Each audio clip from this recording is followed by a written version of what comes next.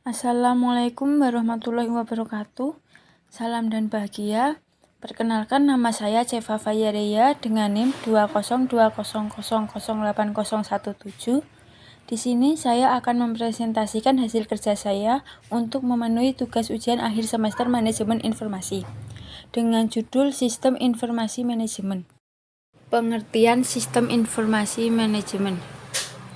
Sistem Informasi Manajemen atau SIM adalah sekelompok atau sekumpulan proses di mana data dapat diolah, dianalisis, dan ditampilkan supaya data tersebut menjadi berguna untuk kebutuhan pengambilan suatu keputusan.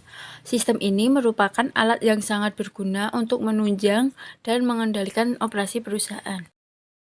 Tujuan Sistem Informasi Manajemen. Tujuan utama dari sistem ini adalah untuk mengumpulkan dan mengatur semua data dari berbagai tingkat perusahaan, meringkas, kemudian memfasilitasi dan meningkatkan kualitas dari pengambilan keputusan untuk meningkatkan produktivitas dan profitabilitas sebuah perusahaan. Fungsi Sistem Informasi Manajemen. Sistem ini sangat dibutuhkan karena memiliki tingkat kompleksitas tinggi dalam organisasi bisnis. Apabila tidak memiliki informasi yang tepat, maka tidak akan ada organisasi maupun bisnis yang dapat mengambil sebuah keputusan dengan baik. Setiap pengambilan keputusan dari bisnis maupun organisasi harus berdasarkan informasi yang relevan dan telah terverifikasi. Jika tidak memiliki informasi yang relevan maupun terverifikasi, maka bisnis yang Anda jalankan dapat mengalami kerugian yang besar dan produktivitas akan menurun. Berikut merupakan fungsi dari SIM pada bisnis. Yang pertama, membantu dalam proses pengambilan keputusan. Sebuah sistem tentu harus berdasarkan informasi yang relevan dan dari sumber yang valid. Informasi tersebut haruslah mengandung sebuah fakta agar proses pengambilan keputusan berjalan dengan baik. Dengan adanya sistem informasi manajemen dalam bisnis Anda, maka pengambilan keputusan akan lebih mudah dan terstruktur dengan baik. Yang kedua, membantu dalam menemukan suatu masalah. Seperti yang telah diketahui, sistem ini akan memberikan informasi yang relevan dalam setiap aspek kegiatan. Apabila terdapat kesalahan pada manajemen, maka informasi pada SIM akan memberikan solusi pada permasalahan tersebut. Yang ketiga, membantu dalam hal membandingkan kinerja bisnis. Di dalam sistem ini juga menyimpan histori data dan menyimpan data dalam sebuah basis data atau database. Sehingga pada sistem informasi manajemen dapat membandingkan kinerja bisnis Anda dengan lebih mudah dan cepat. Yang keempat, membantu dalam hal koordinasi antar departemen. Terkadang di beberapa perusahaan bisnis memiliki beberapa departemen dan menjalankan tugas masing-masing. Sehingga perlu adanya sebuah sistem yang dapat mengkoordinasikan tiap departemen dengan baik. SIM di sini memiliki kemampuan untuk membantu koordinasi masing-masing departemen. Pertukaran informasi menjadi lebih baik dan cepat dengan manajemen yang terstruktur. Hubungan yang sehat akan terbentuk pada setiap orang dalam departemen satu dengan departemen yang lain dalam pertukaran informasi. Komponen Sistem Informasi Manajemen. Sebuah sistem informasi manajemen perlu dibangun dengan beberapa komponen yang saling berkaitan dan memiliki pengaruh terhadap informasi satu dengan informasi yang lain. Perencanaan sebuah SIM melibatkan komponen sebagai berikut. Yang pertama, manusia.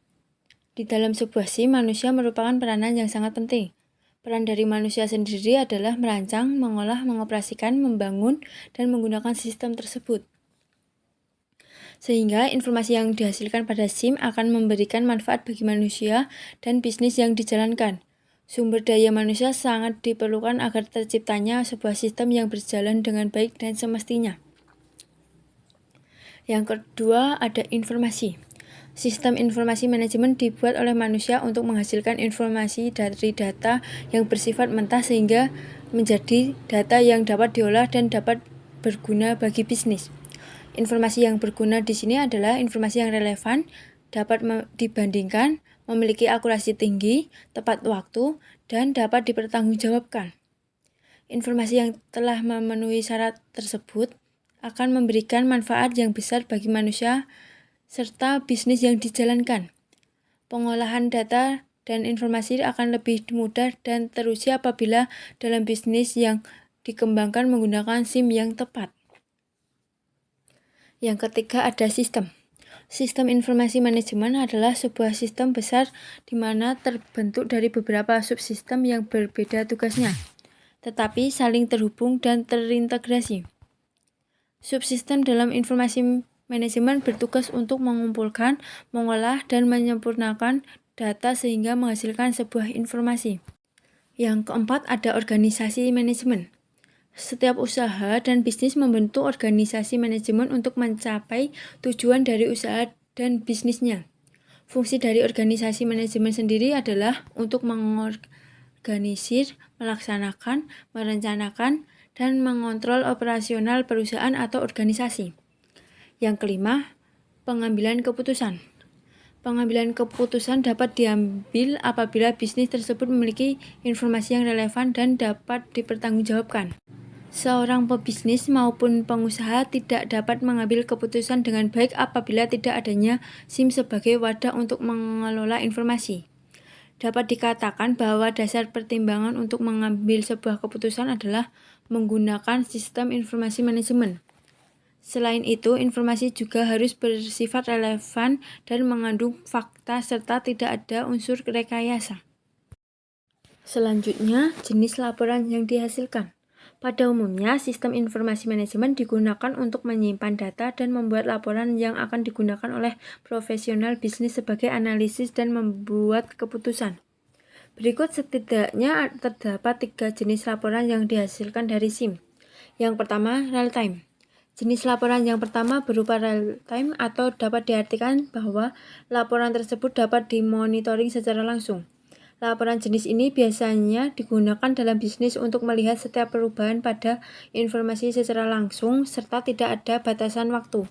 Seperti halnya seorang kepada customer service yang memonitoring lonjakan volume panggilan sehingga dapat menyelesaikan permasalahan tersebut secepatnya. Dengan laporan jenis real time ini juga dapat meningkatkan produktivitas dari bisnis yang Anda jalankan. Yang kedua ada ad hoc. Laporan ini hanya dibuat satu kali oleh pengguna untuk menjawab pertanyaan. Jika laporan tersebut berguna, maka Anda dapat mengubah laporan tersebut menjadi laporan terjadwal. Laporan jenis ini hanya bisa digunakan sekali dan berfungsi untuk membuat laporan dalam jangka waktu yang pendek.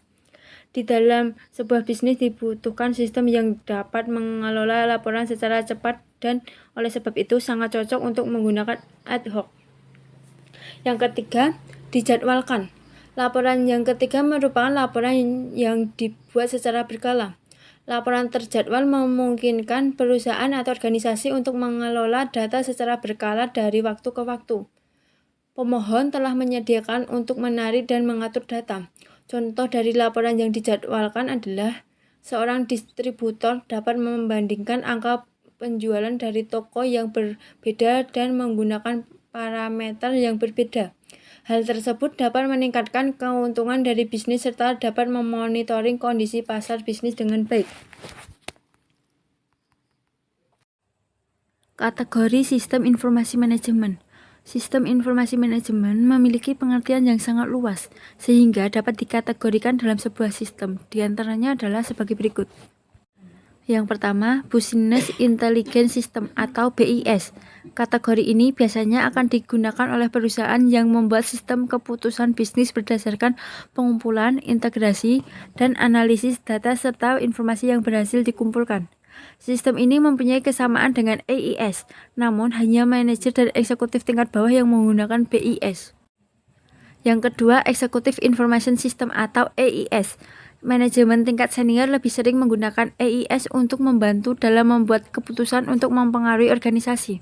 Hal yang perlu dipersiapkan oleh eksekutif adalah data dengan tingkat akurasi yang tinggi dan memiliki kemampuan untuk membaca data secara tepat dan akurat.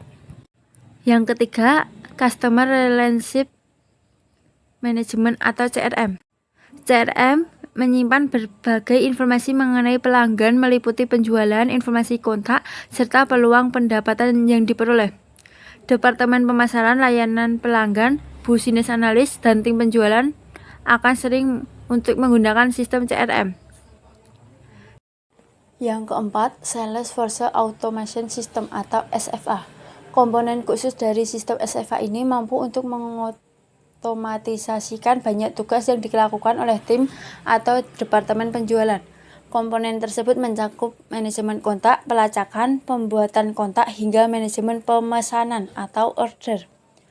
Yang kelima, Financial Accounting System atau FAS. Untuk kategori ini dikhususkan bagi tiap departemen yang bergerak di bidang akuntansi dan keuangan. Contoh tugas yang dilakukan adalah menghitung hutang dagang dan piutang dagang. Yang keenam, Knowledge Management System atau KMS. Sebuah layanan pelanggan dapat memanfaatkan KMS untuk menjawab setiap pertanyaan serta memberikan solusi dari permasalahan yang ada. Yang ketujuh, Marketing Information System. Tim pemasaran atau marketing menggunakan Marketing Information System untuk dapat melaporkan efektivitas dari proses pemasaran yang telah dilakukan. Selain itu juga dimanfaatkan sebagai data yang dapat dianalisa untuk membantu marketing di masa yang akan datang. Yang kedelapan, Supply Chain Management System atau SCM. Contoh perusahaan yang menggunakan SCM adalah bisnis retail dan manufaktur, yang mana digunakan untuk melacak aliran sumber daya, bahan, dan layanan mulai awal pengembangan hingga proses pengiriman atau distribusi produk. Yang kesembilan, Transaction Processing System atau TPS. Point of Sale atau POS juga termasuk ke dalam TPS, di mana sistem tersebut dapat memungkinkan wisatawan dapat mencari hotel atau tempat penginapan secara cepat dan berkualitas. Tugas seorang karyawan di sini adalah menggunakan data sebaik mungkin untuk melaporkan tren penjualan secara bertahap. Yang ke-10, Human Resource Management System atau HRMS. Kategori yang terakhir ini digunakan untuk melakukan pencatatan kinerja dari karyawan, serta menyusun laporan data gaji pegawai. Manfaat Sistem Informasi Manajemen. Dengan menggunakan sistem informasi manajemen pada perusahaan, maka dapat meningkatkan kinerja dari bisnis yang dijalankan. Berikut merupakan beberapa manfaat dari penggunaan sistem informasi manajemen dalam bisnis. Yang pertama, manajer dapat membandingkan hasil kinerja yang telah direncanakan serta dapat menganalisis kelemahan dan kekuatan dalam kinerja dan rencana bisnis. Yang kedua, seorang manajer juga dapat memiliki kemampuan untuk menerima umpan balik dari kinerja dari bisnis yang dijalankan. Yang ketiga, manajemen mendapatkan gambaran umum dari setiap operasi yang dilaksanakan. Baik, terima kasih. Sekian pemaparan dari saya. Kurang lebihnya saya mohon maaf. Wassalamualaikum warahmatullahi wabarakatuh.